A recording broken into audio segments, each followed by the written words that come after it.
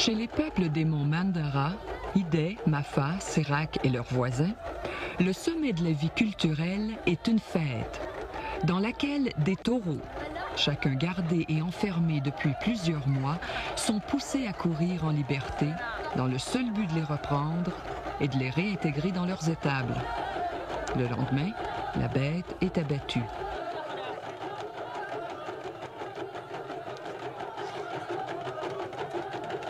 Ici, les Hideh se rassemblent, les femmes portant leurs chapeaux en calebasse teintes. La fête du taureau célèbre les ancêtres et honore aussi les chefs de famille qui peuvent se permettre d'acheter un taurillon, de l'abreuver et de le nourrir jusqu'à sa maturité.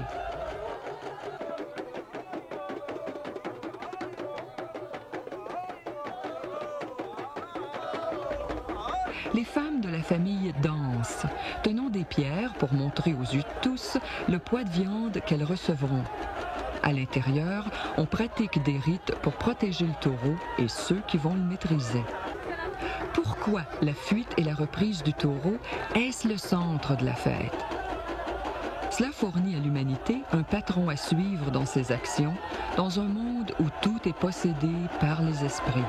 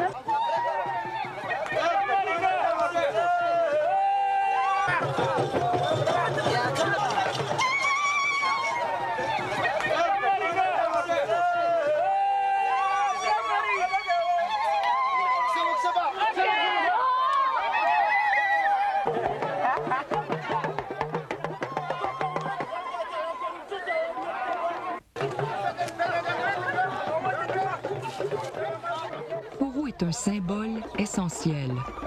Il est aussi l'archétype des esprits avec lesquels on communique par la médiation des peaux. Ce film parle de ces peuples et de leur poterie. Il montre comment certains pots sont des outils servant à relier le monde physique au monde métaphysique. Le taureau est ramené de force dans son étable. Les gens se réjouissent. La force et la magie ont triomphé.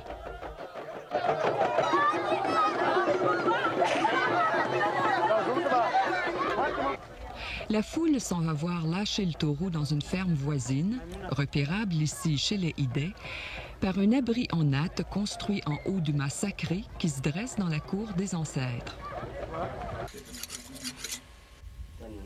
Le lendemain, dans l'obscurité de l'étable, et avec peu de cérémonie, il tue l'animal et le dépaisse.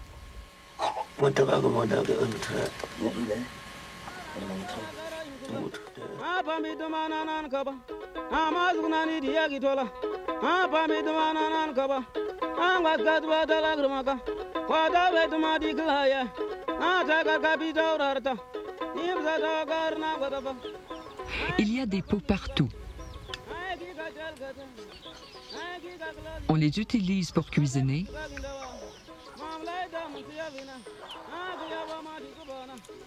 ou bien comme reliquaire.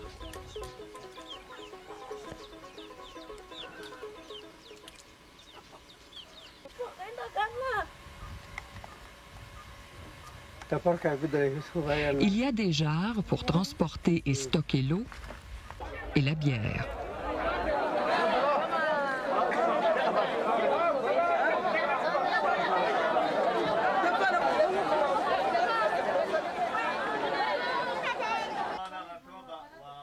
On brasse la bière dans la plupart des propriétés.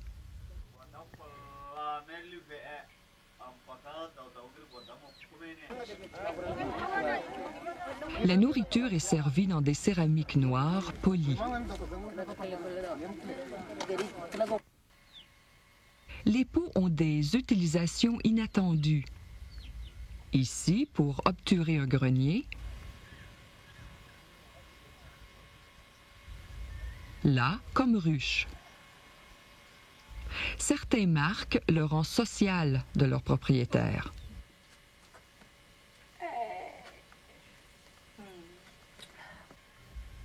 Ils sont partout, sur des traverses, sur des autels et dans les cours des maisons.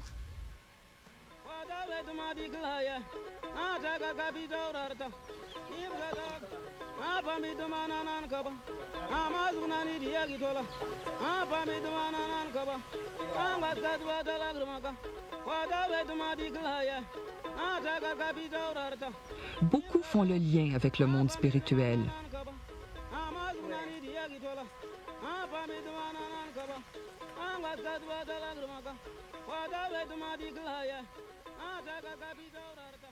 C'est pendant la saison sèche, quand l'eau est rare et que les femmes attendent longtemps au puits, que la plupart des pots sont fabriqués.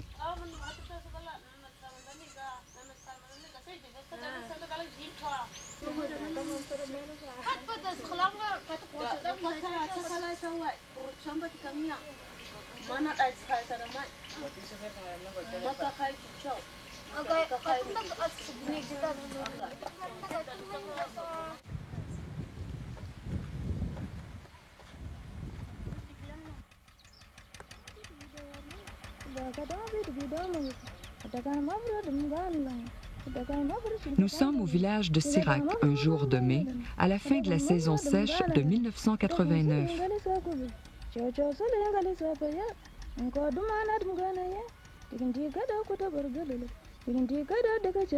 Voici la propriété de Goboy, une potière expérimentée.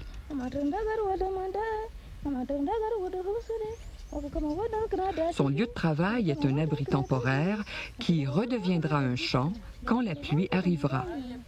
Son argile, creusée dans une fosse voisine, mûrit quelques jours dans un grand pot.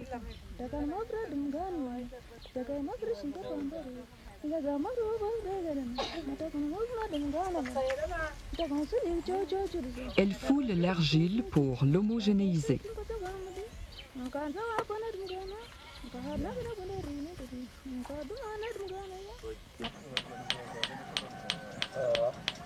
Les potières et les forgerons forment une caste à part, l'Engualda.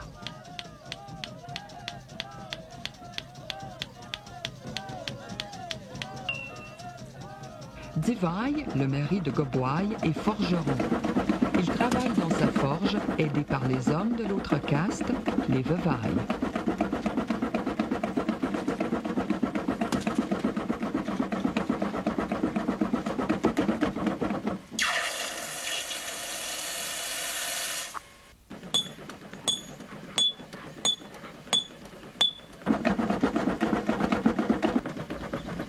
Seul Divay peut travailler avec le feu.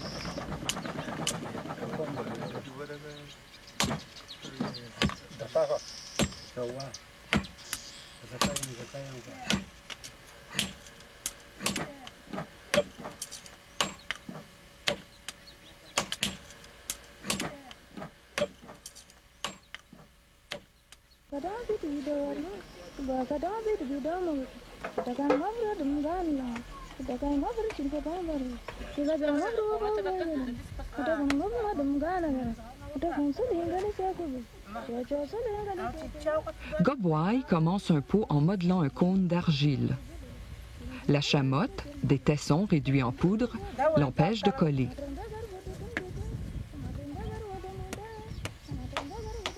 Elle lui donne sa forme à coups de tampon sur un moule en plume creusé dans un tronc d'arbre.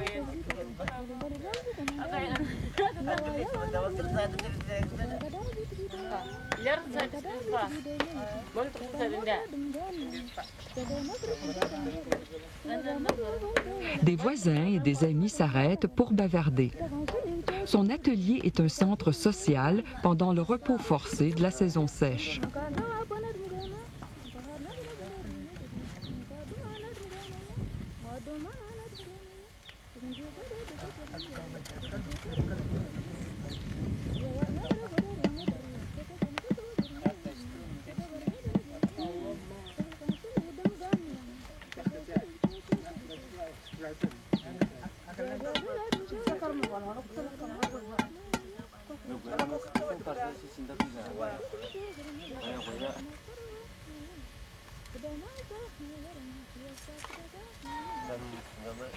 À ce stade, on cesse d'utiliser le tampon. Le haut du pot, qui sera une jarre à bière, est monté en boudin.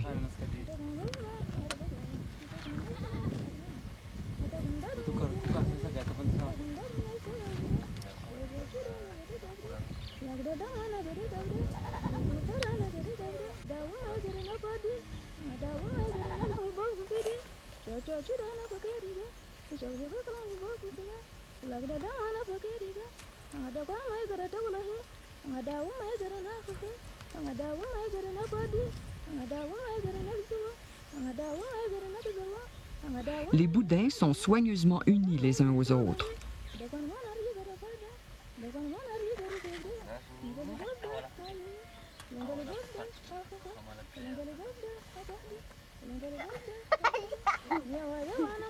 Pour le goulot, un seul collier d'argile.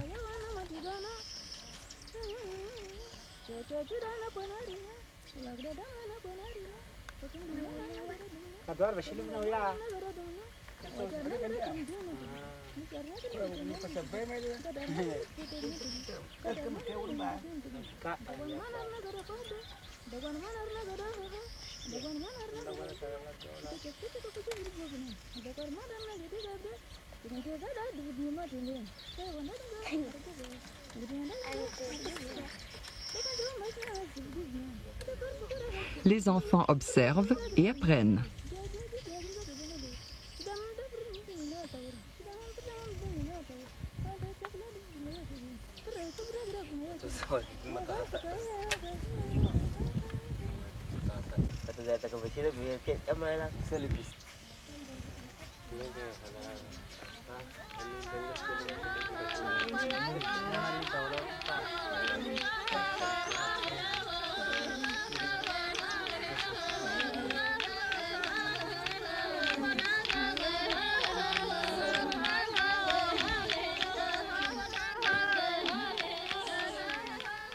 À l'intérieur de la propriété, sa petite fille, Ndarna, apprend le métier.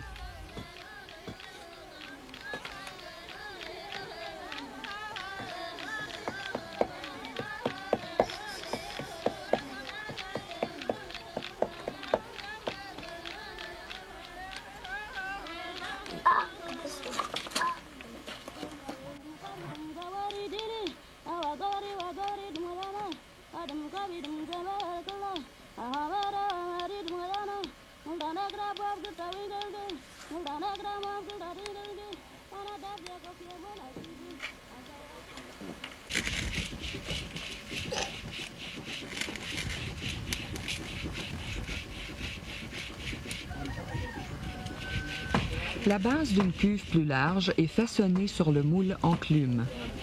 Puis on la pose dans une cuvette. Un lit de cendre retient la base sans la déformer.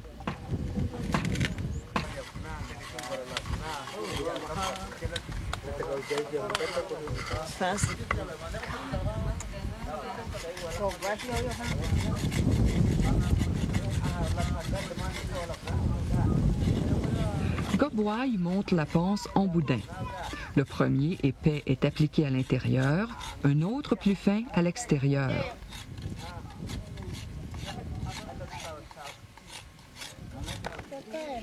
Les boudins sont étirés et travaillés ensemble.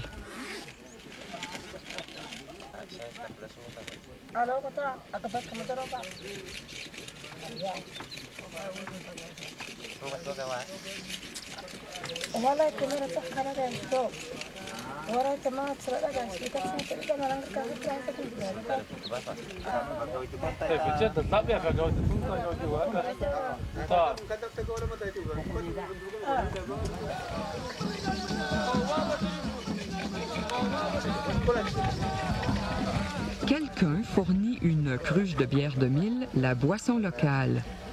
Après une prière et une libation, la calebassée passe de l'un à l'autre et est partagée entre tous.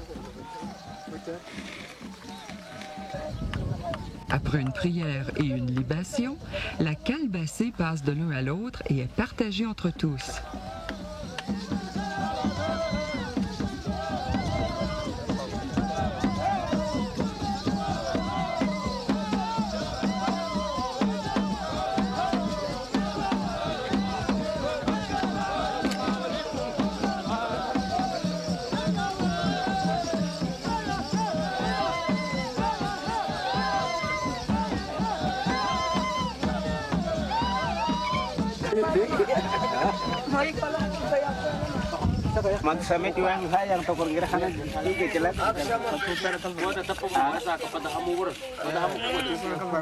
Alors, le travail reprend.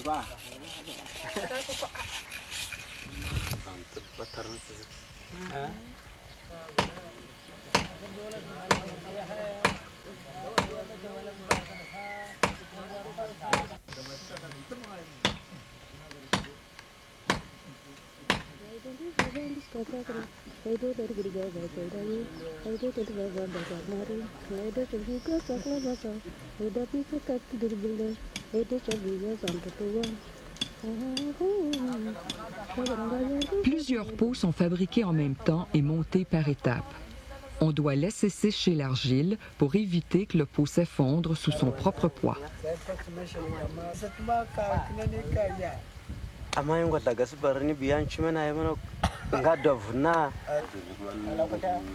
Goboy fait le tour du pot pour former le bord.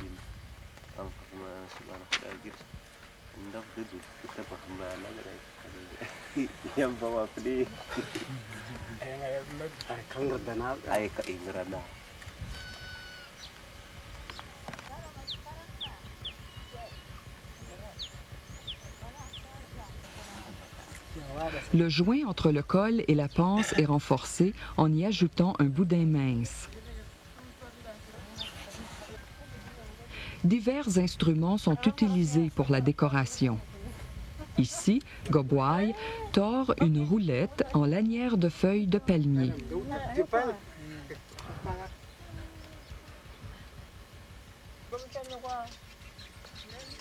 Et les rouler sur le pot pour y imprimer une bande décorative.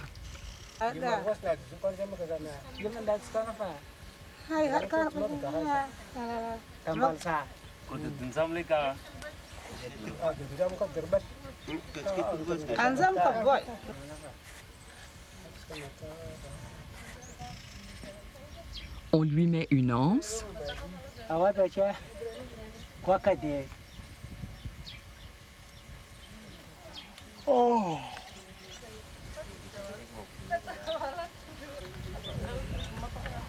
Et des pastilles.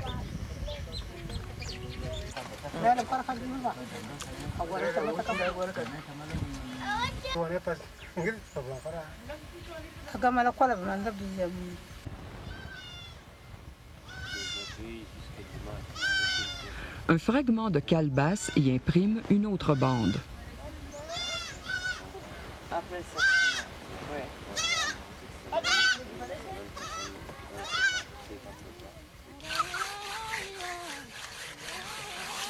Elle mouille et racle la surface du récipient et en emprunte le col d'une couronne marquée de ses doigts.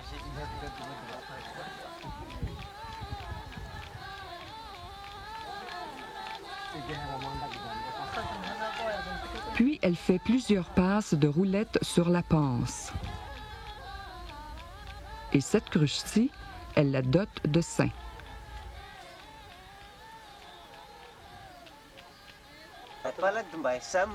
Tandis que certains pots reçoivent un engobe rouge, ceux-ci sont maintenant achevés. Mais avant la cuisson, ils doivent sécher plusieurs jours à l'ombre, protéger des moutons, des chèvres et des enfants. Les pots utilitaires sont vendus à la maison ou au marché, ici à Mokolo, un centre Mafa.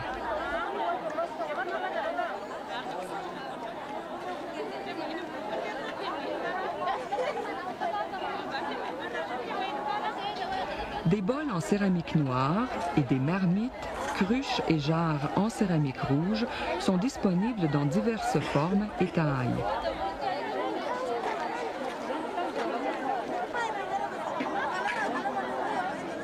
La qualité est bonne et les prix abordables.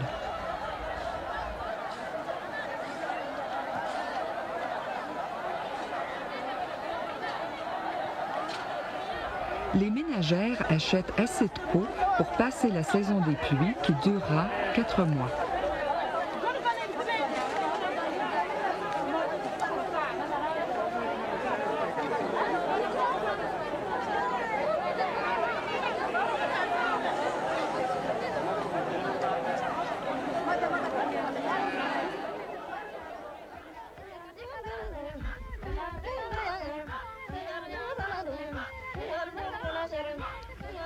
Les habitations sont groupées de façon très serrée, laissant à peine apercevoir ce qui se passe à l'intérieur.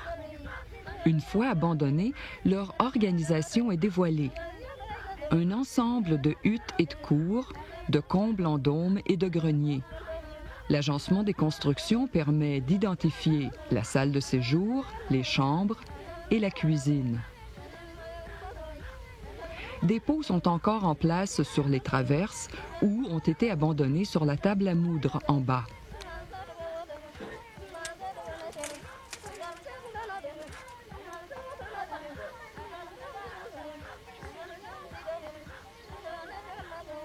Revenons à l'autre propriété, où la maîtresse de maison, Waida, est en train de fabriquer une saumure. Le sel coûte cher. Elle met des cendres, obtenues en brûlant des crottes de mouton et de chèvre, dans un bol dont le fond est percé de trous.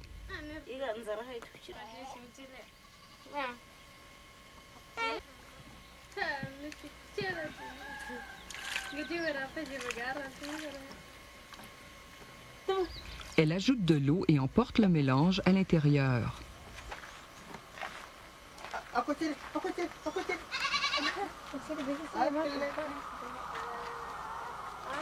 À travers une cour, pénétrons dans la chambre du mari, qui sert aussi comme salle de séjour à la famille, et dans les pièces suivantes.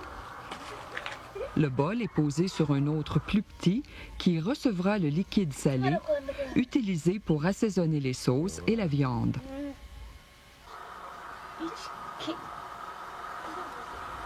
Dans la cuisine, Waida ajoute des mesures de farine de mil à l'eau qui bout dans une marmite.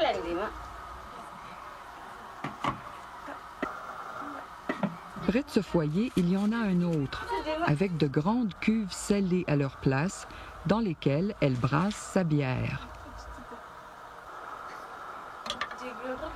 Elle tourne la farine de mil jusqu'à bonne consistance.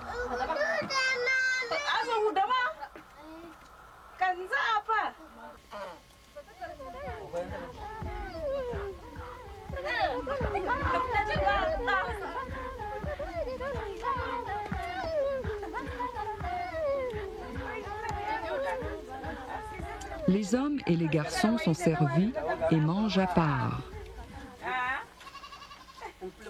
La bouillie dans un bol en bois, la boule de mil dans une calebasse, la sauce dans un bol noir.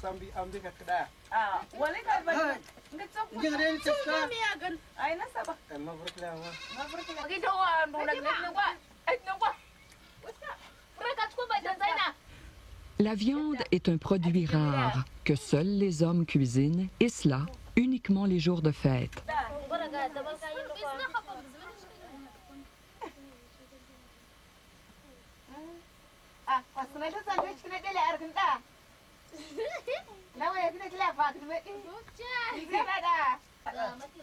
Elle est distribuée solennellement, d'abord aux hommes, puis aux femmes, et puis, à une seule exception près, aux garçons puis aux filles par strict ordre d'âge.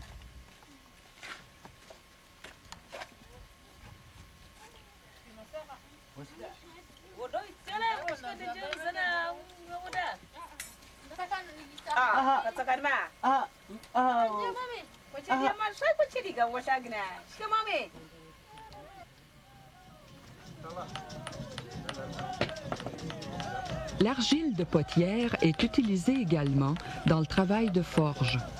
On façonne des creusets pour souder le fer.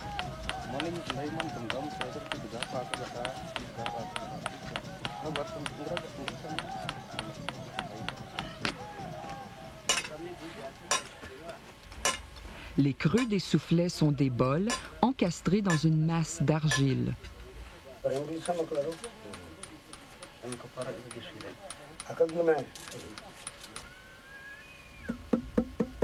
Sont aussi en terre cuite les conduits des soufflets et l'intérieur de la tuyère qui dirige l'air insufflé vers le foyer.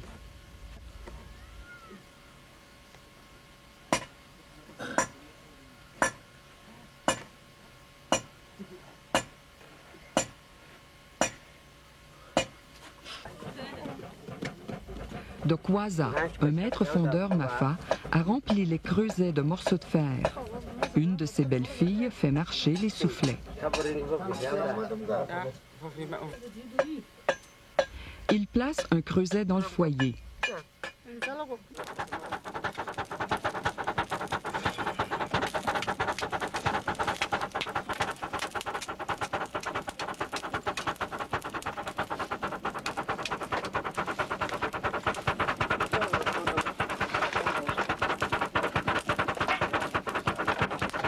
Le fer est chauffé jusqu'à l'incandescence.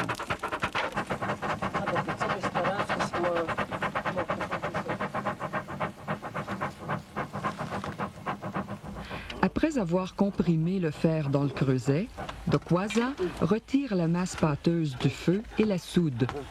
Le creuset, cassé et vitrifié, est jeté. Le fer est réchauffé puis étiré en une courte barre.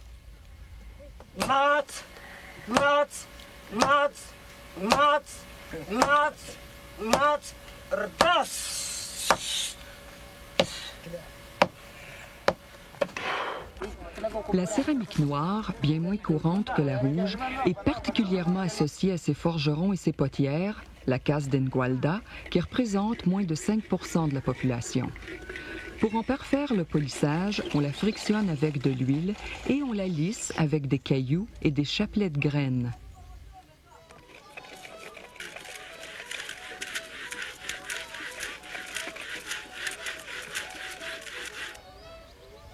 Tout comme la céramique rouge, les pots noirs sont cuits dans une fosse peu profonde, posée sur des mottes de bouse de bœuf.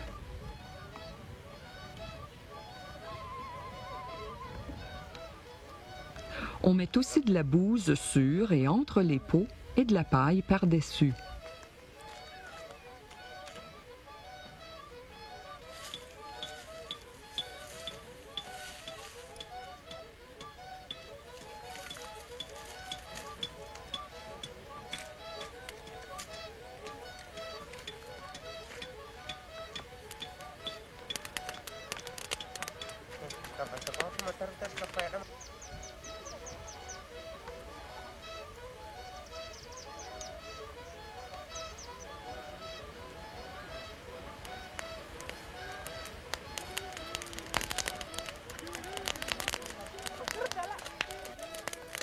Pendant la première étape de la cuisson, il entre assez d'air dans le feu pour que les éléments ferreux de l'argile soient oxydés. Ainsi, les pots prennent une couleur rougeâtre.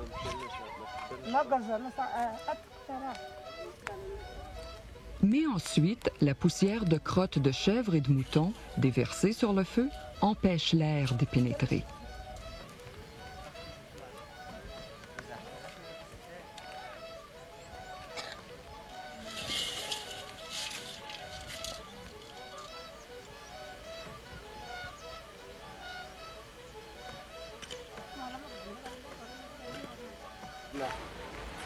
Comme résultat, du carbone est déposé sur les pots, produisant un superbe lustre noir.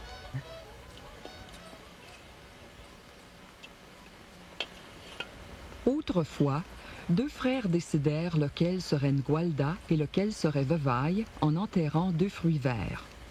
Celui dont le fruit mûrirait le premier serait forgeron, devant dès lors travailler le fer et enterrer les morts. Sa femme devint potière. Le fruit du futur Ngualda mûrit et noircit. En souvenir, les pots noirs sont faits pour ressembler aux fruits. Ainsi, les céramiques rappellent la division des castes. Le fruit du frère Vavaille devint rouge en mûrissant. L'ocre rouge est utilisé pour colorer le corps et les peaux. Les peaux représentent et en fait sont des personnes, et les personnes sont en quelque sorte des peaux. Un trou dans la lèvre de cette jarre funéraire proclame qu'il est du sexe féminin.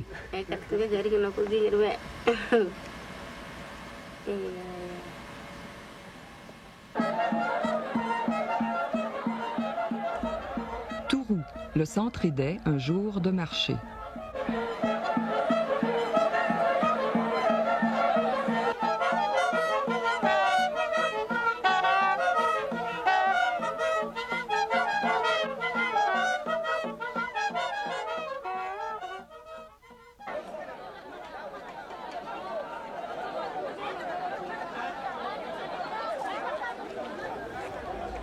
Ici, une jarre est portée comme un enfant.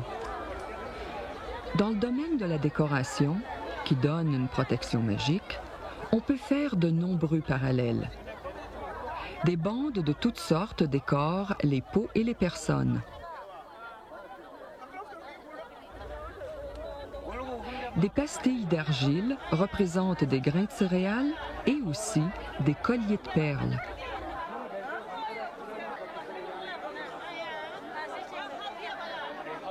Les motifs en spirale et les torsades, associés à la fertilité, prennent une variété de formes.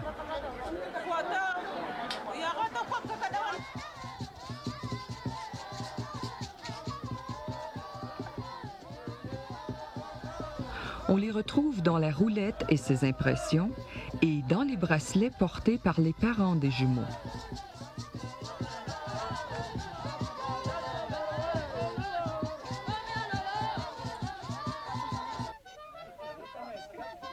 Dans la vie sociale, les pots jouent un rôle essentiel. Ici, un mariage à Sirac.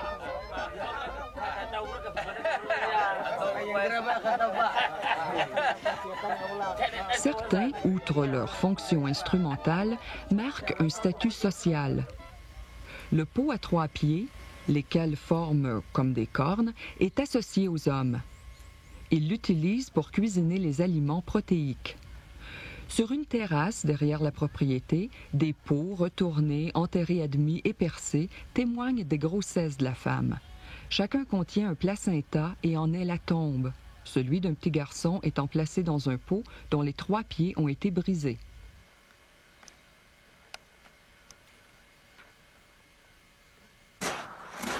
De même, les pots pour la farine sont associés aux femmes et peuvent être déposés sur leur sépulture.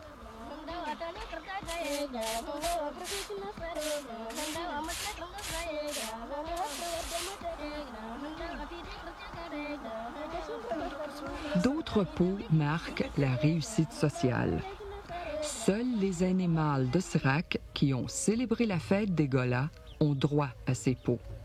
Ceux-ci et d'autres continueront à identifier leurs propriétaires même après leur mort. Voici un fragment de Gola sur une tombe. D'autres pots témoignent des succès guerriers et du besoin d'apaiser les esprits des ennemis tués, comme celui-ci, un Madzagai cruche à bec en forme d'étrier. Nous entrons dans le royaume du sacré. Dmagai, une potière Mafa, est en train de broyer la chamotte. Dkwasa, son mari, est assis près d'un autel. Dieu, Giglet, protecteur de la propriété, y est représenté par un pot.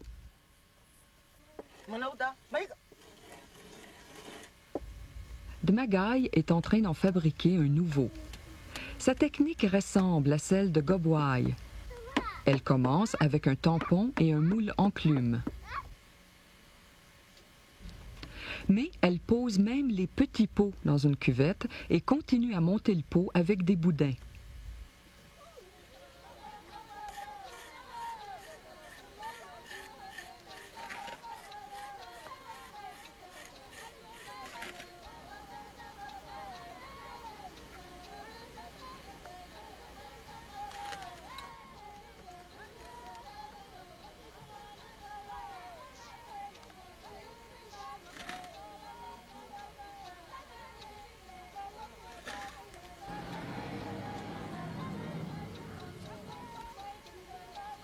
À la jointure, d'abord un boudin intérieur, puis un plus petit à l'extérieur, qui sont tirés vers le haut et soudés ensemble.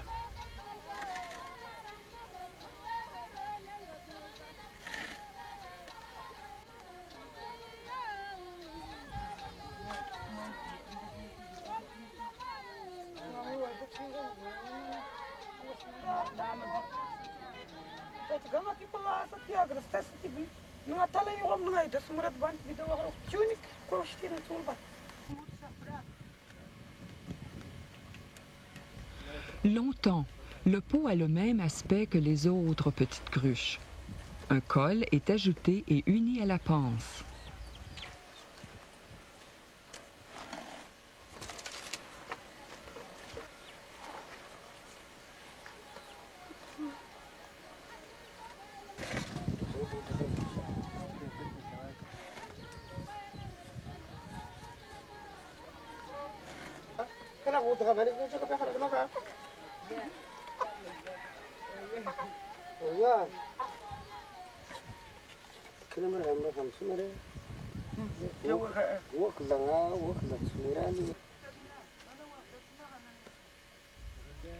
Mais maintenant, elle ajoute un bras, le bras gauche, main de Dieu et de l'homme.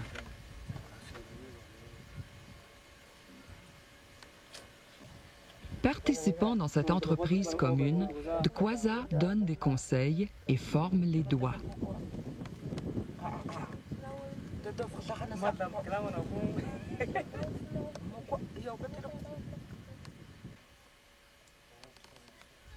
Puis Demagai ajoute des pics. Ceux-ci font penser à des cornes ou à des pénis et symbolisent la réussite, le succès et la puissance. Un garçon apporte des feuilles arrachées à un arbre, réservées à l'usage d'un Ngwalda.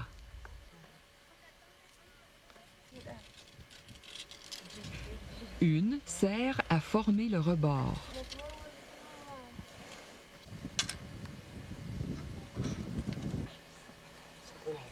Puis elle ajoute la tête de Giglet. Et figure sa barbe par des impressions de roulettes.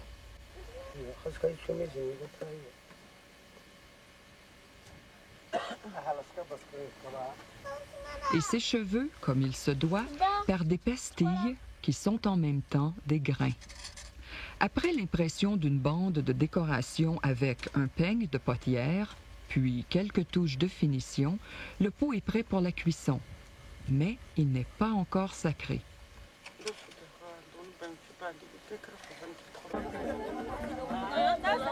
Voici une fonte de fer dans un haut fourneau traditionnel.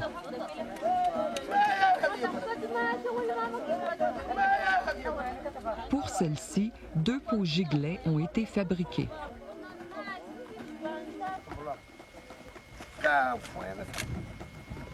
Dkwaza prie et consacre le premier avec un brouet et une offrande de farine. Puis le second.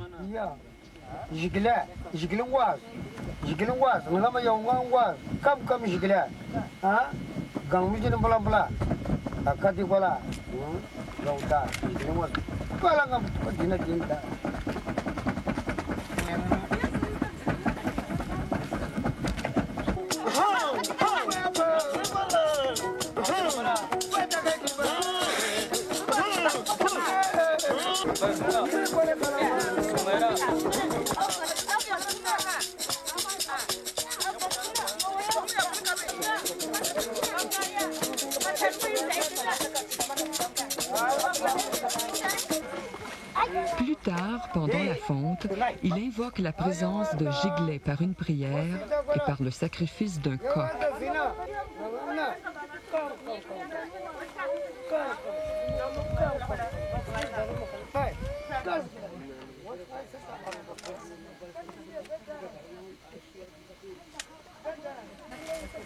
Giglet viendra goûter le sang et restera veillé le fourneau et ses servants.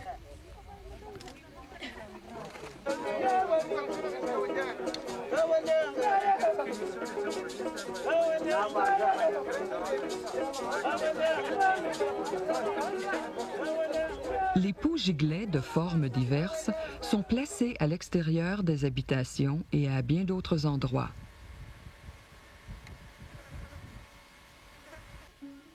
En voici un dans une forge.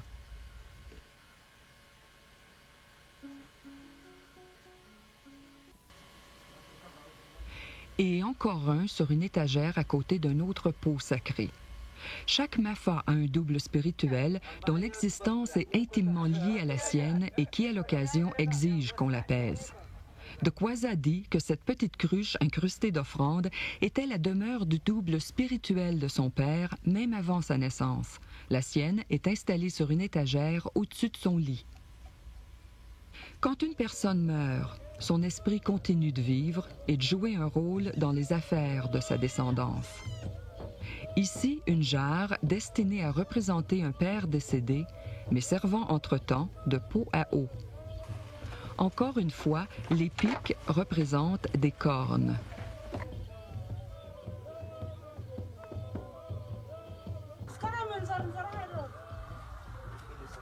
Divai, le forgeron de Sirac, invoque l'esprit de son père. Il fait une prière, offre de la bière, en boit lui-même et fait communier sa famille.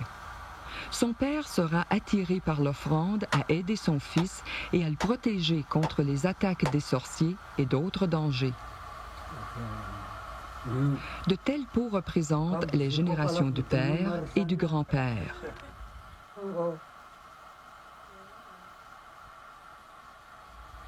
Les ancêtres plus éloignés ont une demeure collective dans un pot conservé dans un lieu saint clanique. Les cérémonies qui se déroulent ici affirment l'identité du groupe et ses droits territoriaux.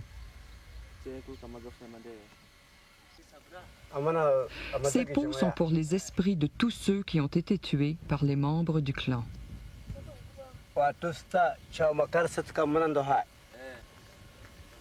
De tels mémoriaux sont situés très haut dans la montagne.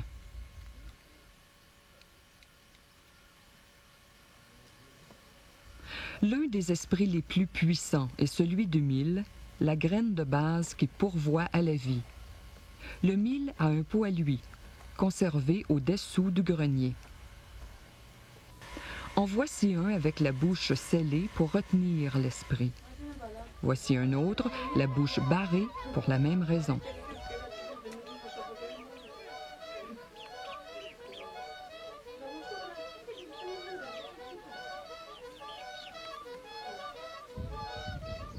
Les esprits de certaines maladies sont retenus magiquement dans des pots qui sont enterrés la nuit dans des sentiers.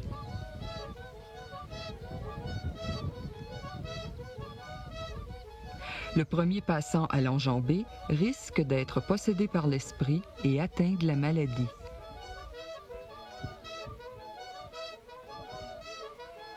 À d'autres esprits malsains qui habitent les arbres, on offre des cols de poterie, du tabac et du sel.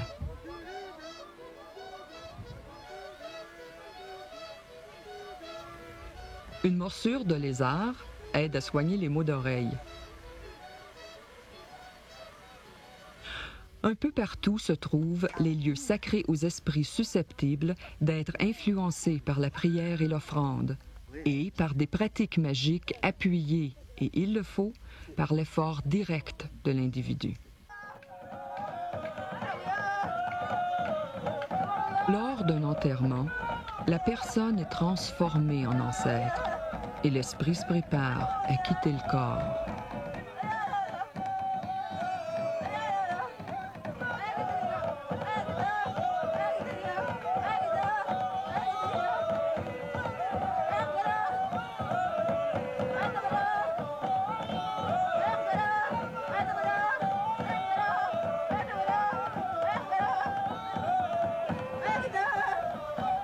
En contrebas, sur une terrasse, la tombe est creusée.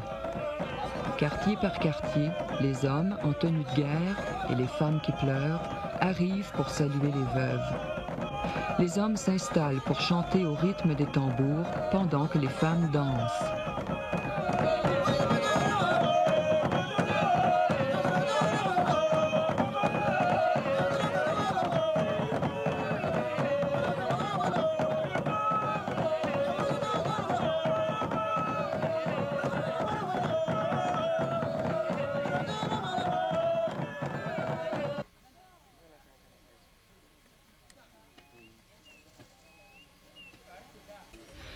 On approfondit la tombe et on creuse une cavité sur le côté pour recevoir le corps.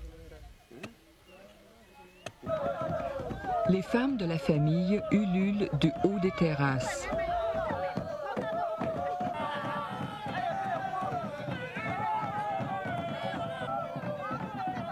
Enfin, on sort le cadavre. S'il s'agissait d'un riche, on l'aurait enveloppé d'une peau de taureau et il en porterait les cornes.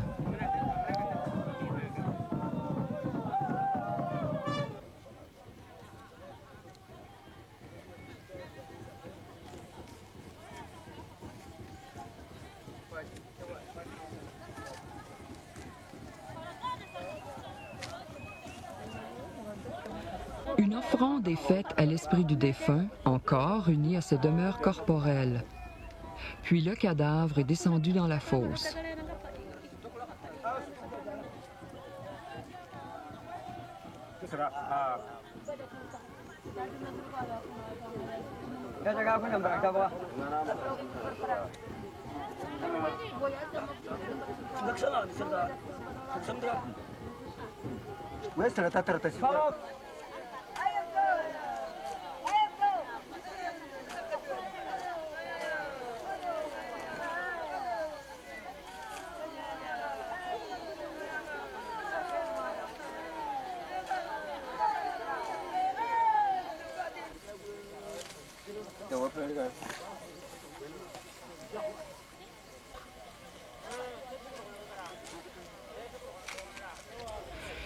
De même que le corps est la demeure de l'esprit pendant la vie et que le tombeau sera celle de l'esprit du défunt pendant quelque temps, ainsi les esprits peuvent être attirés et retenus dans des pots pour accomplir les désirs des personnes avant de retourner à leur destin. De même aussi le taureau, confiné dans son étable, refréné pendant de longs mois, a cependant son moment de liberté, sa course sauvage, avant d'être ramené de nouveau sous le contrôle de l'homme. Regardons encore une fois la fête du taureau, mais sous un aspect nouveau. Voyons-y le taureau esprit.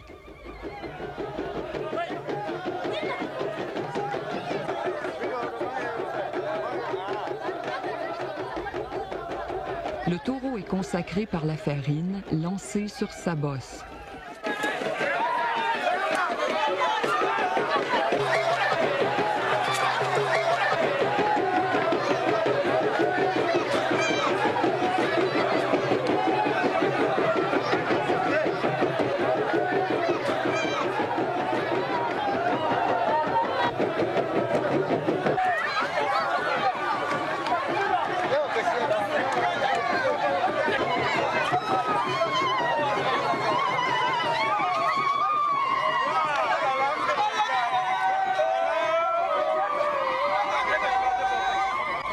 La course du taureau, essentielle dans la vie religieuse, est un modèle, un paradigme d'un monde où les ancêtres du clan, la force et la puissance individuelle sont les conditions préalables du succès.